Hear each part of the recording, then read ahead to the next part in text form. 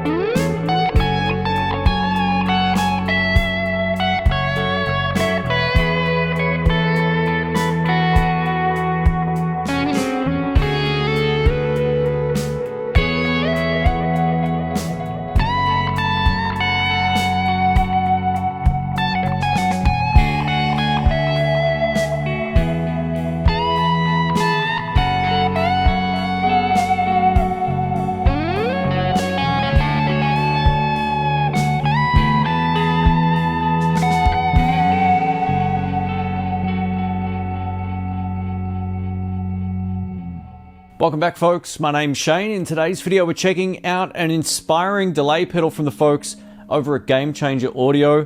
This is their Auto Delay.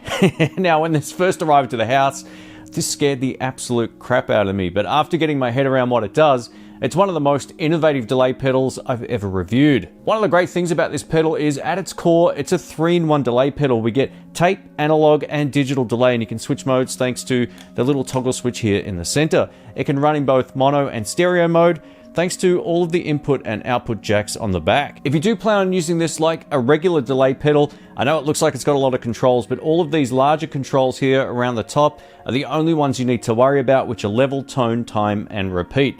So we have all the standard options, and it's great having a tone control, so if you need to brighten up the tone or roll out a little bit of tops, you can do that as well. Now let's talk about the patch bay in the center, which changes how the pedal responds to your playing and dynamics. For example, you can set it up to respond to notes played at a harder attack or intensity, or set it up to track a single note and only have the delay kick in either above or below the note you choose.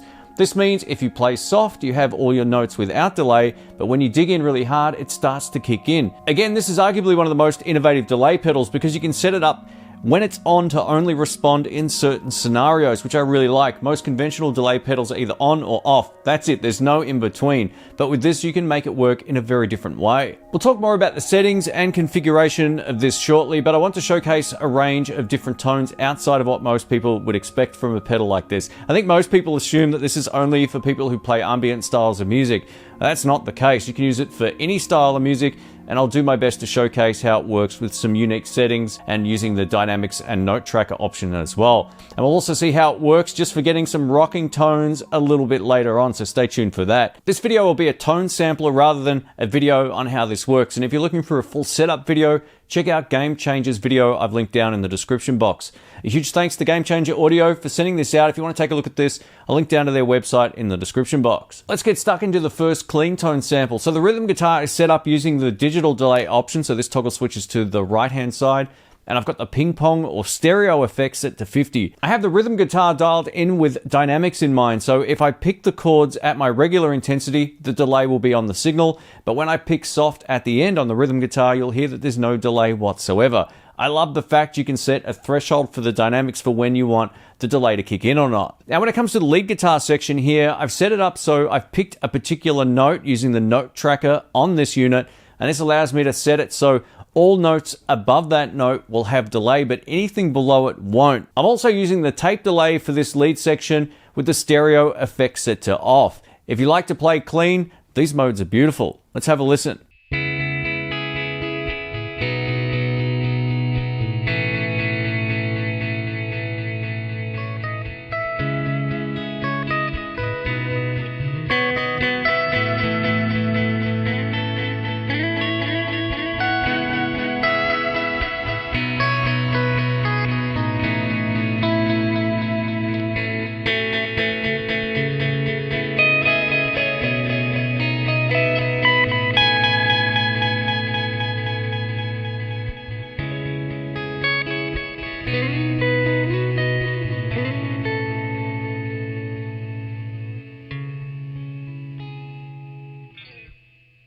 This second setup was one of my favorites. I have the rhythm guitar set up using tape delay with the ping pong or stereo mode set to 100, so it gives you a really wide stereo effect. The lead guitar is set up for a particular note that I chose on the fretboard. In this case, it was a high B.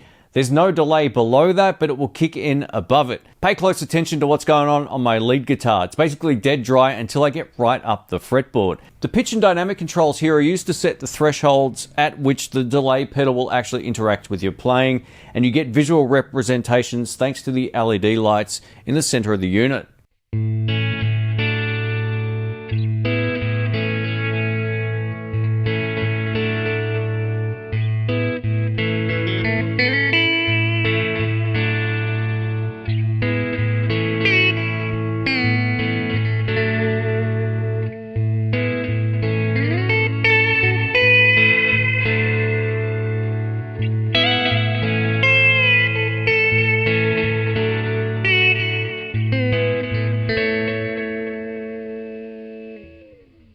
Over to some bluesy tones.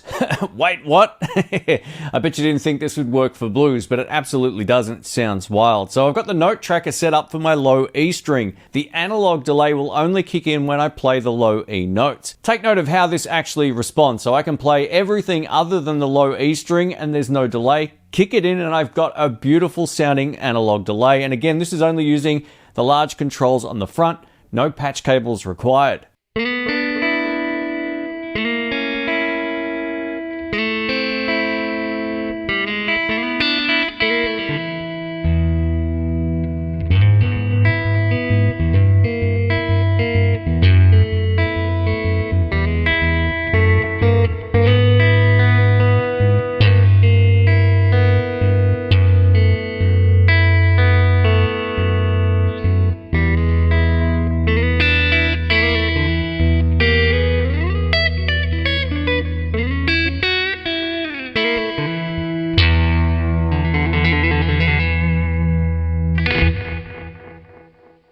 Alrighty, that's enough of the sort of cleanish stuff. Let's go over to some lead guitar solo tones. Without any of the patch cables attached, this tape delay sounds epic, and I've got the ping pong set to 100.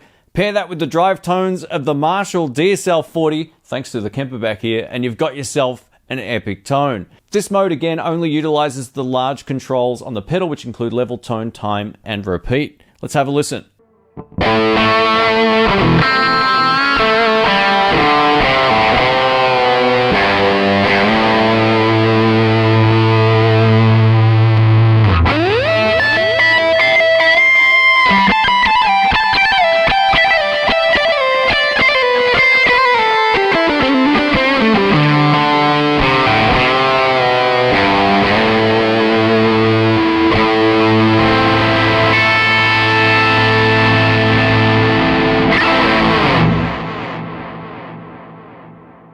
Lastly, I wanted to dial in that classic clean slapback sort of country sound without any of the patch cables. I have the time set to the left for a faster repeat and also the repeat control down so it only repeats once or twice. Have a listen to this.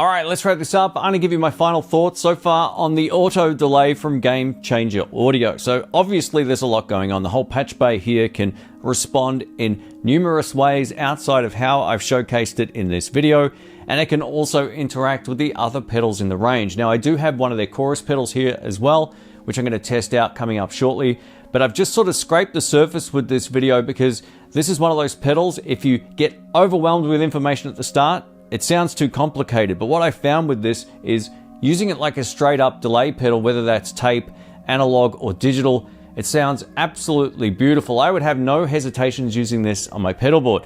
Now you can also tap tempo in a different way too. So if you hold both of the buttons down, strum your guitar strings, then it sets the tempo of the delay, which I think is really wild. So it's got a bit of a different thing going on there.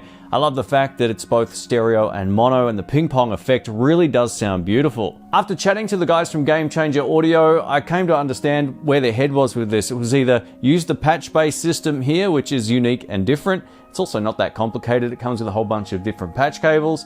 Or it would be a menu diving system, which I think they went for the right choice here, something a little bit different and unique. At the end of the day, this isn't a one-trick pony. It's a many-trick pony. It can be used in a really simple way, or you can go crazy and get all the different effects under the sun. I highly recommend you check out the video I've got linked in the description from Gamechanger Audio as well. I go through all the great tones that you can get if you like to play something a little bit more crazy. At the end of the day, this video was designed to help you get started with this pedal and show you that it just doesn't do all the crazy stuff. It can be used like a conventional analog delay or digital or tape delay, but it also has a bunch of dynamics and note tracking capabilities. So yeah, very impressive. And if you enjoyed the video, leave a thumbs up, and I will catch you on the next one. Catch you soon.